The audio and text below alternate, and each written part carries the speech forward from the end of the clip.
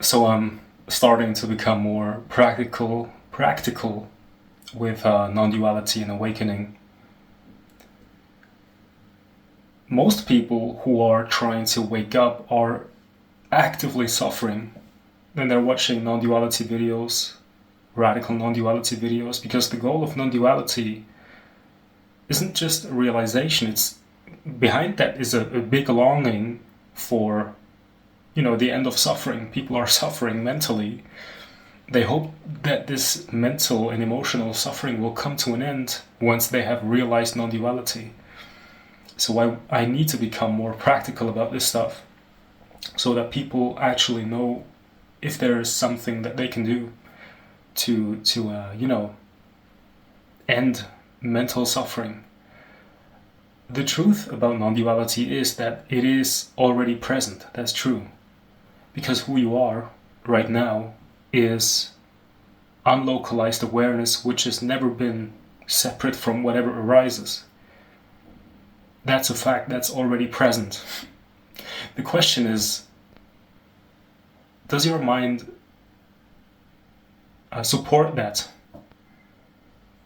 You can have a glimpse of that fact, even right now as I'm talking about it, that awareness is present and is what you are at your core,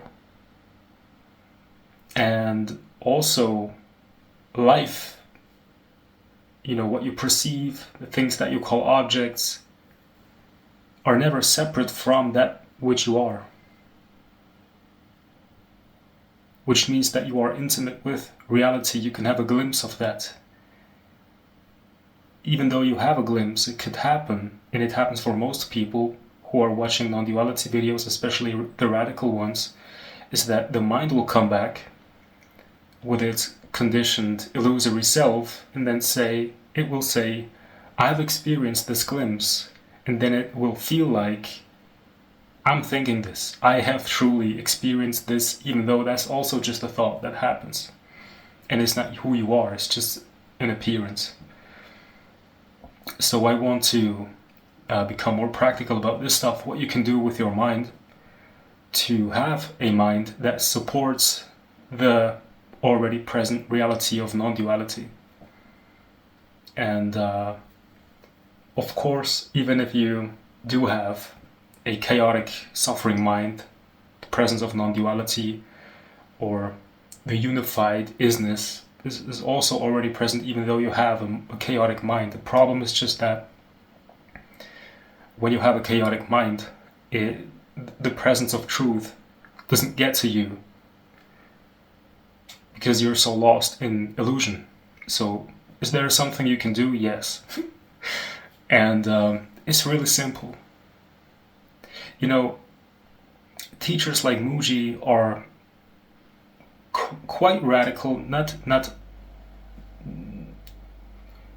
the ultimate way of being radical. He's not very radical, but he's pretty radical because he says, watch your thoughts.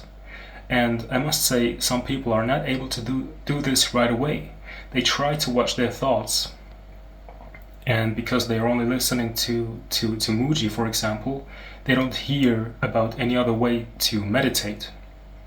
And they try to watch their thoughts, they try to look at them from a distance, but even if they see the thought from a distance, it still feels like me. I am the one looking at the thought, but the thought, even though I see it appearing, still feels like I'm thinking. I don't know why it feels like me, because I can see it from a distance, but it still somehow feels like me. So that's why I'm saying it can be good for some people who are really trying to actively do something about their mental suffering, to simply do some regular breath meditation. So how does this work? You simply put your awareness, which is who you are, onto the present movement of your breath, and you stay there until you start to think again. And when you notice that you're thinking, just go back to the breath. And when you continue doing this, you will have an easier time. When you're a little bit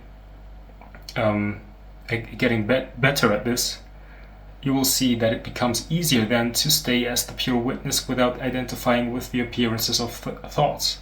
So, first, be aware of your breath, or take whatever, just something that exists in reality, in actual reality.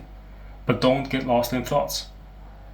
You can be aware of the sounds that are present if you're walking, be aware of the sensation under your feet. If you are, listening to something, be aware of the sound. If you're talking to someone, really listen to the voice of this person.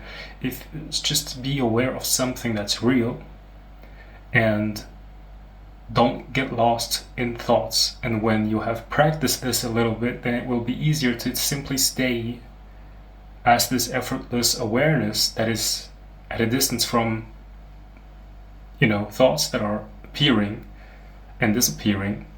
And they will over time no longer feel like you, because you can literally no longer identify with them. Because now you have lived a certain period of time where you're not identifying with thoughts, because you're now aware of breath, aware of sound, aware of actual life. You're no longer lost in the mind, so now the thoughts don't feel anymore like you. Now, that's how you can make a certain mind that supports the already present reality of non-duality. So, because when you stay as this pure awareness, then you can also investigate who is the one that's aware, and then you will see that I'm not looking from somewhere.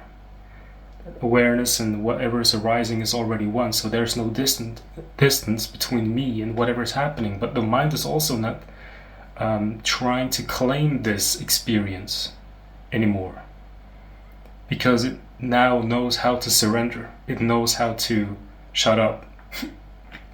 So that's what I wanted to share. So